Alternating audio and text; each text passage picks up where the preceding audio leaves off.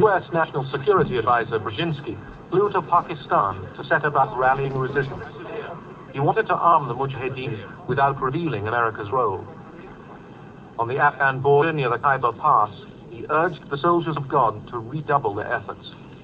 We know of their deep belief in God, and we are confident that their struggle will succeed. That land over there is yours. You'll go back to it one day, because your fight will prevail, and you'll have your homes and your mosques back again, because your cause is right, and God is on your side. The purpose of coordinating with the Pakistanis will be to make the Soviets bleed for as much as long as possible. Hello everyone, welcome to GGN. Today's Wednesday, September 12th, 2012. I'm Darko, my website's ggnonline.com. What you just saw there, of course, was Zbigniew Brzezinski, and it was basically rehashed. Everybody's seen this video about the United States basically supporting, backing Osama bin Laden and creating what is now known as the Al-Qaeda. Back then it was the Taliban and that. And that's why he's considered what? Obama's new brain. So he is the new foreign policy guru since Obama took office. There's some people that refer to Obama as Brzezinski's puppet. His foreign policy is completely written by people like this at the Council on Foreign Relations, and President Richard Haas would get into in a minute. Repeated exposure to traumatic images may be harmful to health. So we're talking about the big terrorist attack of 9/11, of course, the World Trade Centers, where they showed it on the television, the media worldwide. It was imprinted globally on every single possible slave in the globe. That was done for a reason. Repeated exposure to violent images from the terrorist attacks of September 11th and the Iraq War led to an increase in physical and psychological ailments in a nationally representative sample of U.S. adults. So some people call it programming, brainwashing, imprinting of the masses. They're calling it collective traumas, so such as mass shootings and that. And this is to get people to think of terrorism, that this is the new thing, terrorism. So, and they're talking about the legacy of the 9/11 terrorists. In the article, this is coming from the Council on Foreign Relations, or your global government, it says Homeland Security in the U.S. and other countries is far more robust. So they got a lot of money, right? They clamp down on your security. This is part of the legacy of 9/11. It also goes down and says that the internet is a tool for radicalization. They're talking about waking people up to the truth, right? That they're living in a false reality. So the internet's dangerous and a tool for terrorists. And you go down here, it says on occasion terrorists will succeed despite our best efforts. So no matter how much of your freedoms and resources that you give up to fight terrorism, it doesn't guarantee that they will stop a terrorist attack. So that's part of the legacy of 9/11. But 9/11 also shows us that while terrorists can destroy, they are unable to create. They are not the inspiration behind the upheavals in the Arab world. Well, that's because they are. The roundtables is coming from the top down, the think tanks. It's not coming from grassroots bottom up. So yes, you can do things from the grassroots level that is peaceful and non-violent. What they like to do is they like to attach things with violence, such as anarchism. So that all anarchists, or people that have the philosophy of anarchists, are going to be violent, therefore terrorists. They should be treated as terrorists.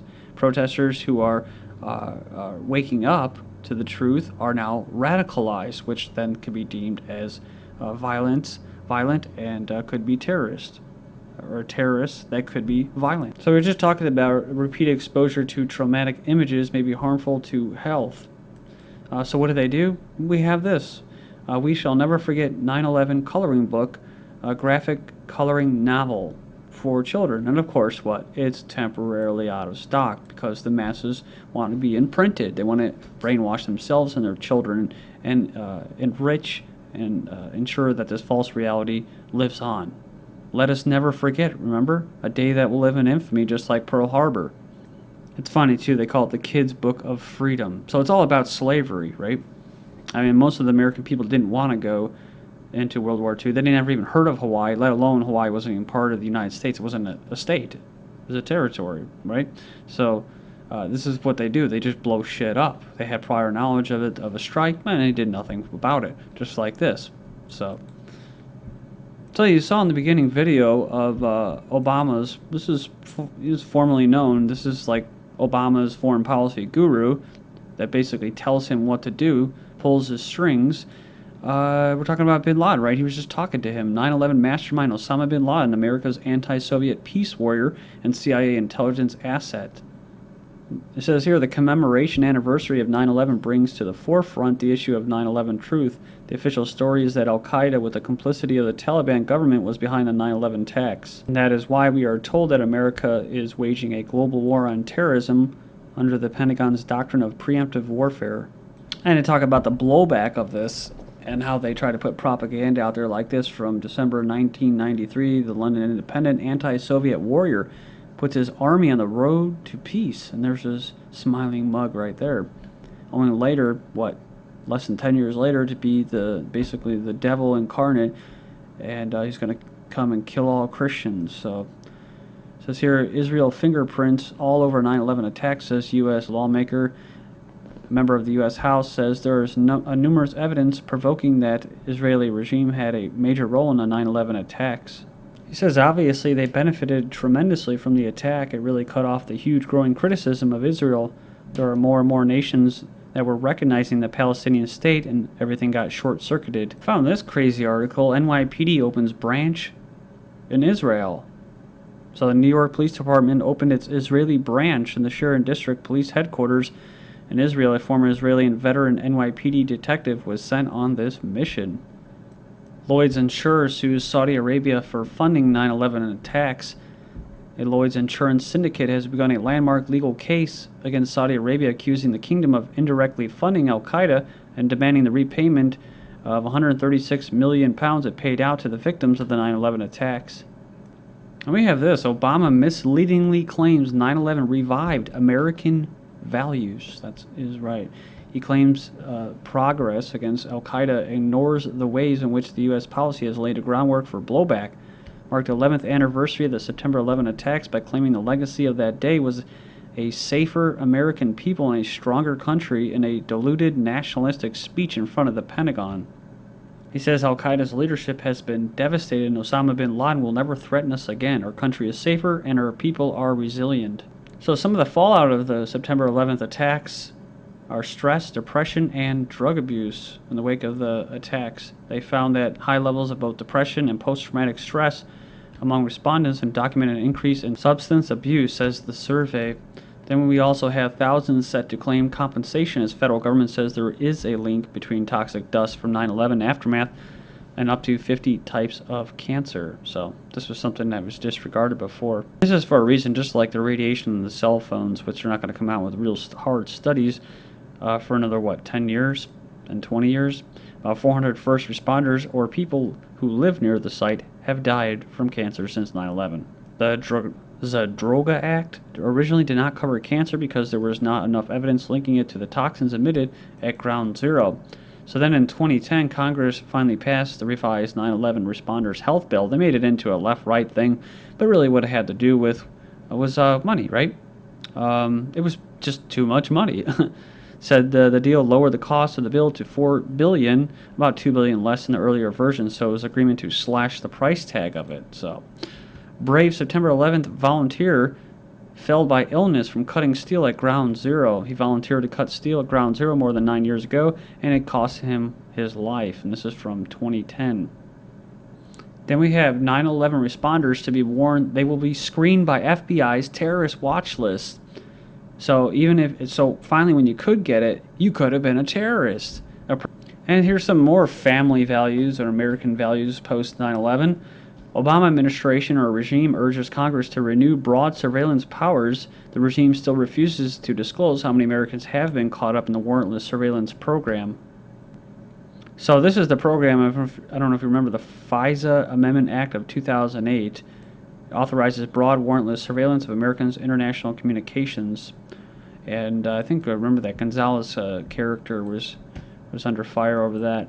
There was a secret ruling against the NSA for spying on Americans. The Electronic Frontier Foundation suing the Justice Department for details of last month's ruling by a secretive U.S. court that the NSA's domestic spying program violated the U.S. Constitution. So this is happening. It doesn't really matter whether they're going to admit that they're doing it or not. They're already doing it. And you have the NSA whistleblower even explaining how the NSA is collecting data on all of you. And they have facilities now to store hundreds of years, at least 100 years, of every single communication that takes place every single second of the day. So they're doing it. All in the name of catching the terrorists, the boogeyman, like bin Laden. FBI begins installation of $1 billion face recognition system across America. So, of course, the people promoting this, the administrator, said the Department of Justice at this time will accommodate increased information processing and sharing demands in support of anti-terrorism. We're just talking about how NYPD has their own office in Israel. Look at this, CIA pulling agent who helped NYPD spy on Muslims. So they did. They said the CIA is withdrawing an agent who has been working inside the NYPD and helping to spy on Muslims. Another fallout or effect of 9/11 was Guantanamo Bay, right? Just scooping up any person that's brown, a Muslim, and leaving them in there to rot and die. Dead Gitmo prisoner was cleared for release. U.S. military has identified a Guantanamo Bay prisoner who died over the weekend as a Yemeni national had previously attempted suicide multiple times since his imprisonment a decade ago. So he was cleared for release. Followed by FBI promised martyrdom payments to sting target. Court papers show an FBI sting operation promised martyrdom payments of up to $1,000 a month to a Moroccan immigrant who eventually volunteered to kill himself in a bomb plot of the U.S. Capitol. So, like I said before, because the government is the biggest terrorist, you also have what? You have to do things like this. Like you have to have Guantanamo Bay where they torture people and say, see, look at, we're torturing people and everybody knows about it and you can't do anything about it, right? And most of these people are innocent. Oh yeah, and we're gonna, most of these sting operations are actually FBI themselves. So, just so they can, legitimize all the money that they're getting to fight the war on terror, which is really the war on the individual and sovereignty. It says here the FBI lurking behind every corner.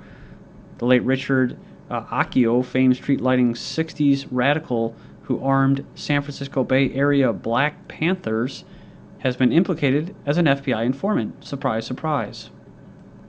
So this is the Stair Revolutions, right? APD officers infiltrated Occupy movement. So Dave Cortez, an Austin occupier, claimed he had interaction with one of the undercover officers, quote, supplying and encouraging these folks in Houston to be more aggressive with their actions, said Cortez. He would attend our meetings, pull me aside, and say we needed to do more aggressive actions, which he encouraged the folks to do in Houston, i.e. get violent. Software meant to fight crime is used to spy on dissidents. The software proved to be the stuff of a spy film that can grab images of computer screens, record Skype chats, turn on cameras and microphones, and log keystrokes. The two men said they discovered the mobile versions of the spyware customized for all major mobile phones. Then we move on to Twitter. Twitter must produce Occupy protester Malcolm Harris's tweets or face contempt from 9/12. Keep moving. CNN compares protesters to terrorists, insurgents. Recently, FBI and DHS warned law enforcement agencies about anarchist extremists and actually deployed this Wraith, a ground-based robot that can be armed with lethal or non-lethal weapons. They also had drones at the convention. DNC security rules trigger free speech worries. Really what they're talking about is ban water bottles, hairspray, socks, same thing as the airports, right? So similar things have been in place since last conventions, especially those following the 9/11 terrorist attacks. Obama's Justice Department grants final immunity to Bush's CIA torturers, so they close the case of detainees tortured to death. In other words, Obama has put the U.S. beyond any accountability under the rule of law, so American values. Hundreds of British troops to be questioned over weak war crime allegations. Weak meaning they're going to walk. And when we return, CIA Mossad teams up to insult Islamic values. Thank you.